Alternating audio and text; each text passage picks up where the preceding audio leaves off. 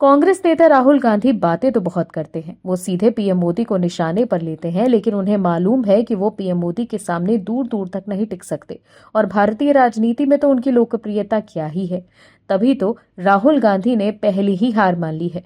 राहुल गांधी को समझ में आ गया है कि बात बनाने और दुष्प्रचार करने से चुनाव नहीं जीते जाते हैं। ऐसे में अपनी राजनीतिक क्षमता को समझते हुए राहुल गांधी ने मान लिया है कि कांग्रेस अब कमजोर हो चुकी है और उसे बैसाखी की जरूरत है। खास तौर पर मोदी सरकार के आने के बाद कांग्रेस की सियासी जमीन खिसक गई है। यही वजह है कि कांग्रेस ज्यादातर राज्यों में दूसरे विपक्षी दलों की पिछलग्गू पार्टी बनकर रह गई है और अब जम्मू कश्मीर में चुनाव से पहले राहुल गांधी की वजह से सियासी पारा हाई है। दर्शकों, कश्मीर एक टाइम पर हमेशा जलता ही रहता था। शुक्रवार के दिन तो मानो घाटी में सन्नाटा ही पसर जाता था। पीर पंजाल हमेशा से रक्त रंजित रहती थी और शासन किसका था? बरसों तक कांग्रेस का, और फिर उन लोगों का जिन्होंने कश्मीर को कट्टरपंथियों के हवाले कर रखा था। साल 2019 में जैसे ही धारा 370 हटी, वैसे ही कश्मीर के भीतर नवाचार बढ़ने लगा। वहां का युवा पत्थर छोड़कर सरकार की नीतियों और देश के विकास का भागीदार बनने लगा।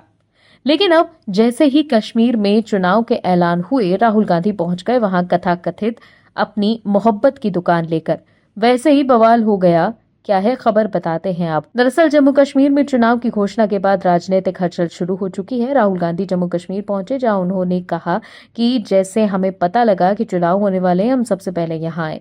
उन्होंने कहा कि हम लोगों को ये मैसेज देना चाहते हैं कि आप हमारे लिए पहले हैं। स्टेट छीनकर इसे केंद्र शासित प्रदेश बनाया गया है। जम्मू के लोग जिस डर से जीते हैं, हम उस डर को मिटाना चाहते हैं। राहुल गांधी ने कहा कि मैं जम्मू कश्मीर के लोगों से मोहब्बत करता हूं।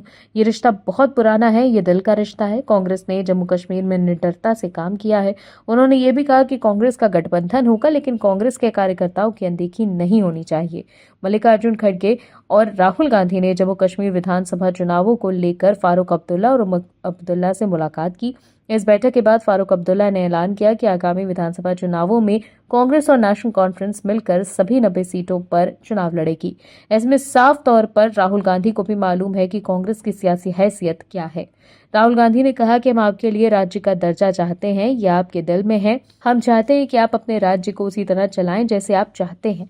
यही वो वजह है, यही वो संदेश है जिसे बताने के लिए आए हैं। राहुल गांधी ने कहा कि मैं लोकतंत्र की रक्षा पूरे देश में करता हूं, लेकिन मेरे लिए जम्मू और कश्मीर के लोगों के दिल के दर्द को मिटाना लक्ष्य है।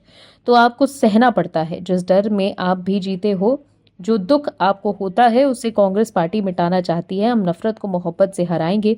दर्शकों, जिस ऐतिहासिक लाल चौक पर राहुल गांधी ने अपनी तथाकथित भारत जोड़ो यात्रा तक का एक बार समापन किया था, वो वही लाल चौक था जहां कोई व्यक्ति जाने से पहले 50 बार सोचता था। ये तभी संभव हो पाया जब मोदी सरकार ने कश्मीर में सरकार का कानून स्थापित किया। लेकिन राहुल गांधी कह रहे हैं कि कश्मीर के लोग जिस डर में जीते हैं, वो दुख उनको होता है और उसे कांग्रेस मिटाना चाहती है। लेकिन हम सब जानते हैं कि पाकिस्तान भी दुष्प्रचार करता है। ऐसे में राहुल के इस बयान से क्या पाकिस्तान को भारत पर निशाना साधने का मौका नहीं मिल जाएगा? वहीं बीजेपी नेता गिरिराज सिंह ने एक्स पर लिखा है कि क्या राहुल गांधी जम्मू कश्मीर में फिर से अनुच्छेद 370 लागू करना चाहते हैं? वो फिर से देश को कमजोर कर रहे हैं और पाकिस्तान का मनोबल बढ़ा रहे हैं।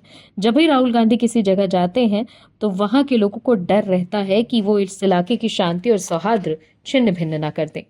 Bureau report, OMH news. और भी वीडियोस देखने के लिए चैनल को सब्सक्राइब करें और बेल आइकन को दबाएं।